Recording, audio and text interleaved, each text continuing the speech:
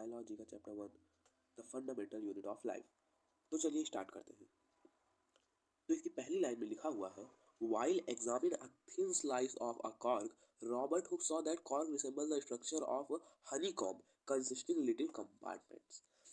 तो एक बार क्या किया, जो रॉबर्ट हुक थे उन्होंने कॉर्क को अपने माइक्रोस्कोप के नीचे रखा, फिर उसके बाद उसके ऊपर रिसर्च की और उन्होंने देखा कि उसमें ऐसे छोटे छोटे लिटिल कंपार्टमेंट है, इस तरीके की उसमें पूरे में लिटिल कंपार्टमेंट है। अब आइए जानते हैं कि कॉर्क क्या होता है। Cork is a substance which come from the bark of a tree.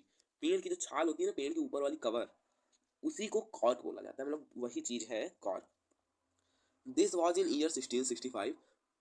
ये ईयर 1665 में था जब रॉबर्ट हुक ने इसकी डिस्कवरी की थी। This chance observation through the self-designed microscope, Robert Hooke called these boxes cell। Robert Hooke ने इस रिसर्च को अपने खुद के बनाए माइक्रोस्कोप से किया था और उन्होंने इन बॉक्सेस को सेल कहा था। और सेल एक लैटिन वर्ड होता है जिसका मतलब होता है लिटिल रूम, छोटे छोटे कमरे। अब देखिए ऐसे बहुत सारी इस तरीके की लिटिल रूम है ना, तो इसी को उन्होंने इसीलिए सेल कहा था। This may be seen to be very small, ये आपको बहुत छोटा दिखता होगा, and in scientific incidence but it is very important in the history of science. ये आपको बहुत छोटी सी चीज़ दिखती होगी लेकिन ये बहुत ज़रूरी चीज़ है साइंस की हिस्ट्री में। This was very first time that someone has observe that little thing appear to consist separate unit. ये पहली बार किसी ने किसी दूसरी यूनिट को ऑब्जर्व किया था। The use of the word cell describe this unit is being used till day in biology. अब ये जो वर्ड है ना आजकल बायोलॉजी में बहुत ज़्यादा यूज़ होता है। तो आइए देख जानते हैं हम लोग सेल के बारे में। और ये देखिए, ये यही वो माइक्रोस्कोप है जिसको सर रॉबर्ट हुक ने खुद से बनाया हुआ था और ऐसा दिखता है सेल। अगर आप माइक्रोस्कोप के अंदर देखेंगे तो इसी टाइप का हमको सेल दिखेगा। अब आइए नेक्स्ट पेज पे चलते हैं, लेकिन इनके स्ट्रक्चर्स कैसे होते हैं। These structure look similar to each other. जो इनके स्ट्रक्चर है वो एक दूसरे की तरह ही दिखते हैं, मतलब कि जो सेल्स हैं सेल्स सिमिलर होती हैं एक दूसरे की तरह। Together they form a big structure like an onion bulb. वो एक साथ कंबाइन होके एक बड़ा स्ट्रक्चर बना लेती हैं जैसे कि एक onion bulb. We find from this activity that onion bulb of different size have similar structure visible under microscope। हम इन एक्टिविटीज से जान पाएंगे कि जो ओनियन बल्ब का सिमिलर स्ट्रक्चर मतलब उसके जो हर सेल्स हैं हर सेल्स का सेम स्ट्रक्चर है। The cells of onion bulb, onion peel will all the same regardless of size of onion they come from। जितनी भी सेल्स हैं वो सब एक दूसरे की तरह सेम है और उनका साइज में हर चीज में वो सेम है, साइज में फंक्शन में हर चीज में सेम है।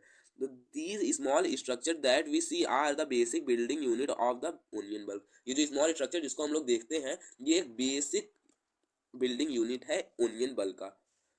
These structure are called cells और इन्हीं स्ट्रक्चर को सेल्स कहा जाता है। Not only onion but all the organisms that we observe around are made up of cell। Onion नहीं, जितने भी ऑर्गेनिज्म को हम लोग अपने अराउंड में देखते हैं सब लोग सेल से बने हैं। However there are also single cell that live on their own. मतलब चाहे वो एक सिंगल सेल ही हो, चाहे भैया हम आप हो, चाहे कोई जानवर हो, चाहे पेड़ पौधा हो, सारे के सारे चीज़ें वो सब सेल की बनी हुई हैं। अब आइए ये मोर टू नो अबाउट में थोड़ा मोर जान लेते हैं। तो cell was first discovered by Robert Hooke in 1665। जो सेल था, सेल को पहली बार डिस्कवर किया था रॉबर्ट हुक ने 1665 में। He observe the cell in a cork slice with the help of a primitive microscope. उन्होंने सेल को ऑब्जर्व किया था सेल्फ डिजाइन माइक्रोस्कोप से, प्राचीन माइक्रोस्कोप से। प्रिमिटिव का मतलब प्राचीन, पुराना। अब ये लियोवेन हुक, यहाँ पे इनका पूरा नाम नहीं लिखा हुआ है, इनका पूरा नाम है एंटोनी वॉन लियोवेन हुक। तो इन्होंने 1674 में with the help of improved microscope की हेल्प से इन्होंने क्या किया था, डिस्कवर किया था free living cell in the pond water. इन्होंने एक फ्री लिविंग सेल को डिस्कवर किया था पॉन्ड वाटर में पहली बार, और इन्होंने बैक्टीरिया को डिस्कवर किया था। It was Robert Brown in 1831। ये रॉबर्ट ब्राउन है जिन्होंने 1831 में who discover the nucleus of the cell. Cell के न्यूक्लियस को रॉबर्ट ब्राउन ने 1831 में डिस्कवर किया। अब यहाँ पे पुरकिंजे लिखा है जबकि इनका पूरा नाम होगा John Purkinje. Purkinje in 1839 coined the term protoplasm. 1839 में पुरकिंजे ने प्रोटोप्लाज्म को ढूंढा। Protoplasm for the fluid substance of the cell. Protoplasm क्या है, फ्लूइड सब्सटेंस है, जो सेल के अंदर जो फ्लूइड सब्सटेंस होता है वही है प्रोटोप्लाज्म, को प्रोटोप्लाज्म कहते हैं। The cell theory that all the plants and animals are composed of cell. जो सेल थ्योरी थी कि जितने भी एनिमल्स और प्लांट्स सब सेल से बने हुए हैं, and that cell is the basic unit of life. और जो सेल है ये एक बेसिक यूनिट ऑफ लाइफ है। Was presented by two biologist Sladen and Swan। Sladen discovered it in 1838 and Swan tell it in 1839। तो ये जो theory थी कि जितने भी प्लांट्स और एनिमल्स हैं सब सेल से बने हुए हैं, इसको दो बायोलॉजिस्ट ने, स्लेडन और स्वान ने दिया था। स्लेडन ने इसको बताया था 1838 में, और उसको कुछ अपना जोड़ते हुए स्वान ने उसी चीज को बताया 1839 में। The cell theory was further expanded by Virchow. जो सेल थ्योरी थी उसको बाद में वर्चू ने और एक्सपेंड किया 1855 में, by suggesting that all the cells arise from pre existing cell. उन्होंने ये सजेस्ट किया जितने भी सेल होते हैं सब एक प्री एग्जिस्टिंग सेल से अराइज होते हैं। With the discovery of electron microscope in 1940, electron microscope की डिस्कवरी के साथ 1940 में इलेक्ट्रॉन माइक्रोस्कोप की डिस्कवरी के साथ it was possible to observe and understand the complex structure of the cell and the various organelles. जब 1940 में माइक्रोस्कोप की डिस्कवरी हुई तो ये चीज आसान हो गया कि कॉम्प्लेक्स स्ट्रक्चर को समझना। The invention of the magnifying lens led to the discovery of क्या है माइक्रोस्कोपिक वर्ड। जब मैग्नीफाइंग लेंस की डिस्कवरी हुई तो उसी के साथ माइक्रोस्कोपिक वर्ड की भी डिस्कवरी हुई। It is known as the that single cell many constitute a whole organism as in amoeba. It is now known, अब ये जाना जाता है, दैट अ सिंगल सेल में कॉन्स्टिट्यूट, एक सिंगल सेल बना सकती है, एक पूरे ऑर्गेनिज्म को बना सकती है, एज इन अमोबिया, जैसे कि आप अमोबिया को ले लीजिए। मतलब कि ये कहना चाहता है कि एक सिंगल सेल अपने में ही एक पूरा ऑर्गेनिज्म है। अमोबिया हो गया, पैरामीसिया हो गया, बैक्टीरिया हो गया, these organism are called unicellular organism. इन ऑर्गेनिज्म को यूनिसेलुलर ऑर्गेनिज्म कहा जाता है। यूनि का मतलब होता है सिंगल, ऐसे ऑर्गेनिज्म जिनमें केवल एक सेल होती है और एक सेल में अपना पूरा फंक्शन करते हैं उनको यूनिसेलुलर ऑर्गेनिज्म कहा जाता है। On the other hand many cell group together in a single body and assume different function in it to form the various body part in a multicellular organism such as fungi, plant, animals। और दूसरी तरफ क्या होते हैं, बहुत सारे ऐसे cell जानवर्स होते हैं, मतलब एनिमल्स ऑर्गेनिज्म होते हैं जिसमें बहुत सारे सेल कंबाइन होकर डिफरेंट फंक्शन को परफॉर्म करते हैं। तो ऐसे ऑर्गेनिज्म को कहा जाता है मल्टी सेलुलर। क्या कहा जाता है? Multi cellular organism. जैसे कि एग्जांपल हो गया फंगी हो गया, प्लांट्स हो गया, एनिमल्स हो गया। We can find out the name of some more multi cellular organism. हम और कुछ मल्टी सेलुलर ऑर्गेनिज्म का नाम जान सकते हैं। Every multi cellular organism has come from a single cell. जितने भी मल्टी सेलुलर ऑर्गेनिज्म है सब एक सिंगल सेल से आए हैं। लेकिन कैसे, क्या आप जानते हैं? Cell divide to produce cells of their own kind. जब सेल डिवाइड होते हैं तब वो प्रोड्यूस करते हैं अपने ही प्रकार के और सेल, और जैसे प्रोड्यूस करते जाते हैं वो सब कंबाइन होकर एक ऑर्गेनिज्म बना देते हैं। All the cell thus come from the pre existing cells. तो इसी से प्रूव होता है कि जितने भी सेल्स हैं सारे सेल्स एक प्री एग्जिस्टिंग सेल्स से आए हैं। अब आइए हम लोग नेक्स्ट पेज पे चलते हैं। आइए देखते हैं इसमें क्या लिखा है।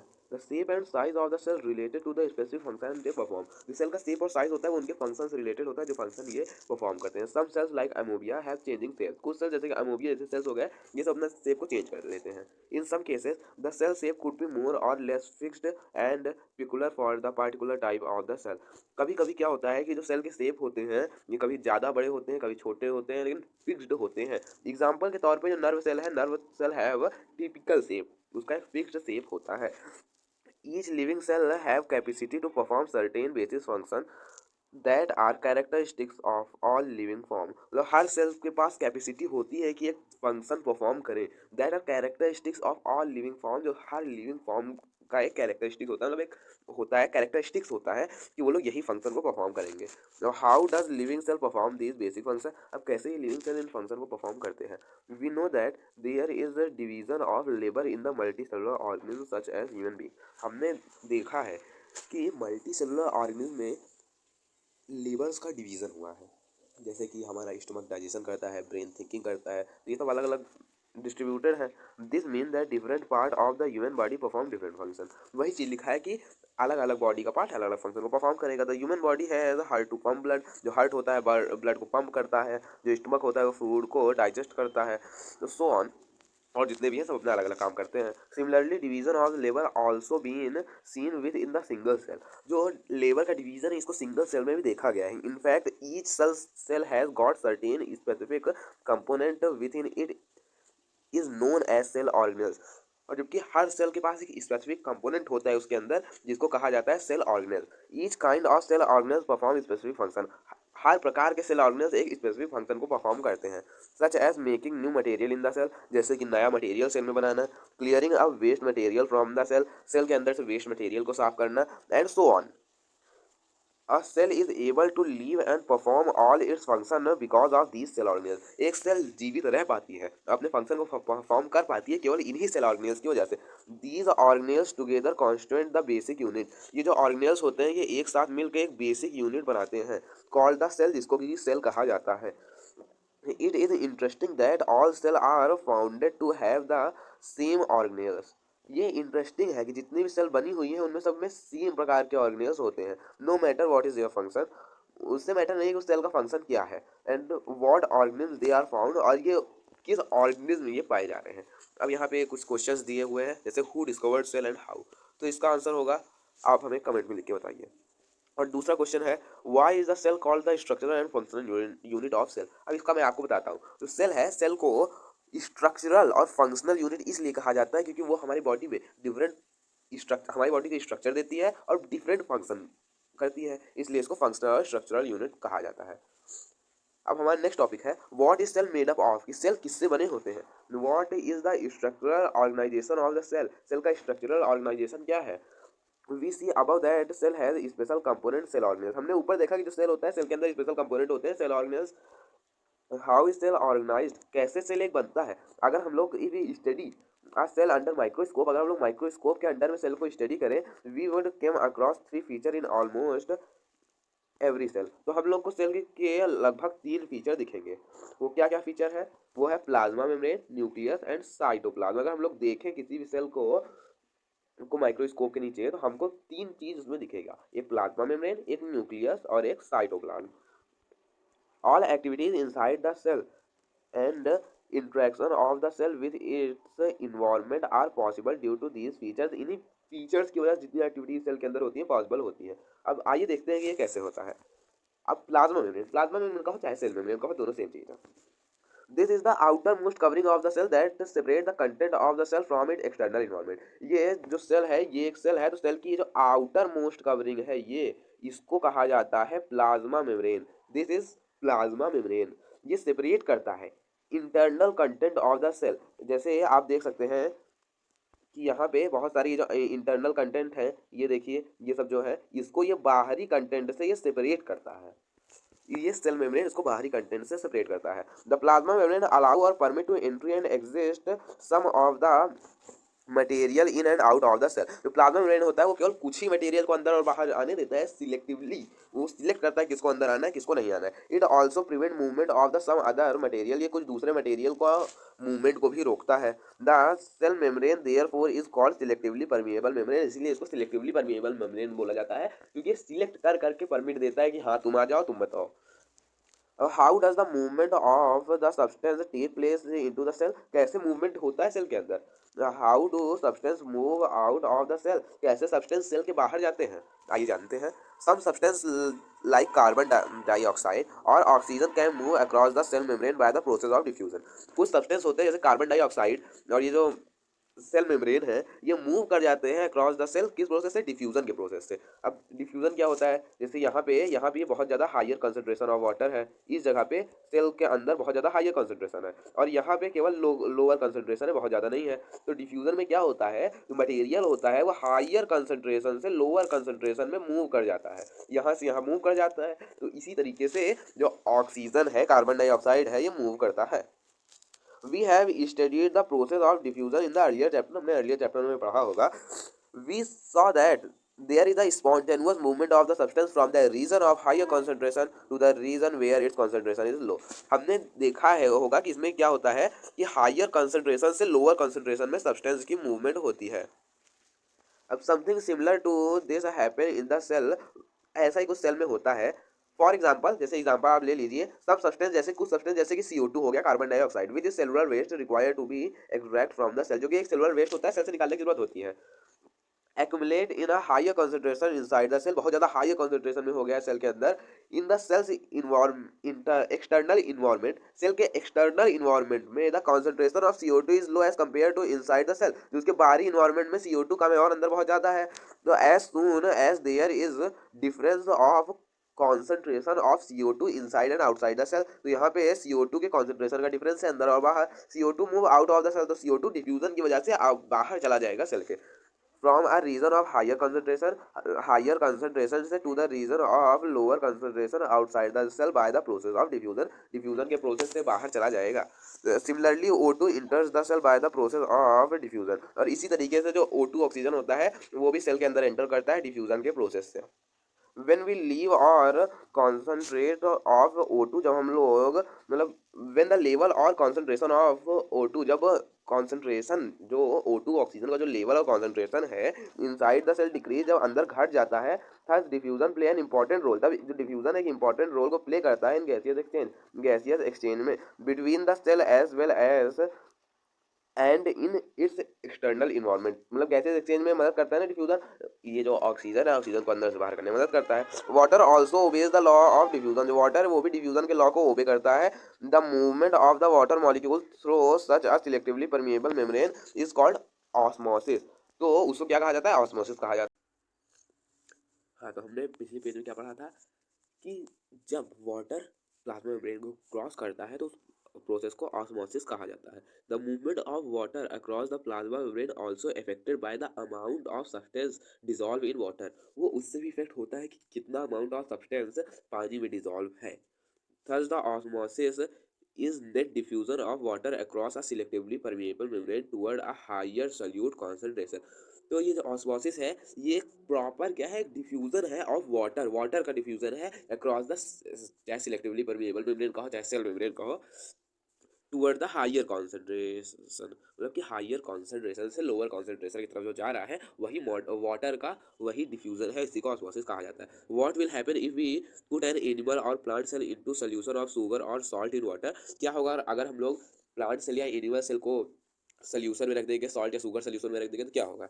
One of the following three things could happen. ये तीन चीजें होगी। तो चलिए देखते हैं। पहली, if the medium of the cell has higher concentration then the cell. अगर मीडियम जो है बाहरी वातावरण जो है उसके बाद हायर कॉन्सेंट्रेशन है, मान लीजिए हमने सॉल्ट सोल्यूशन लिया है तो अगल बगल अगर सॉल्ट का हायर कॉन्सेंट्रेशन है, meaning that outside solution is very dilute, मतलब कि जो बाहरी सोल्यूशन है बहुत ज़्यादा डाइल्यूट है, the cell will gain water by osmosis. तो इसमें क्या होगा? जो सेल होगी सेल वाटर को गेन करेगी ऑस्मोसिस के द्वारा।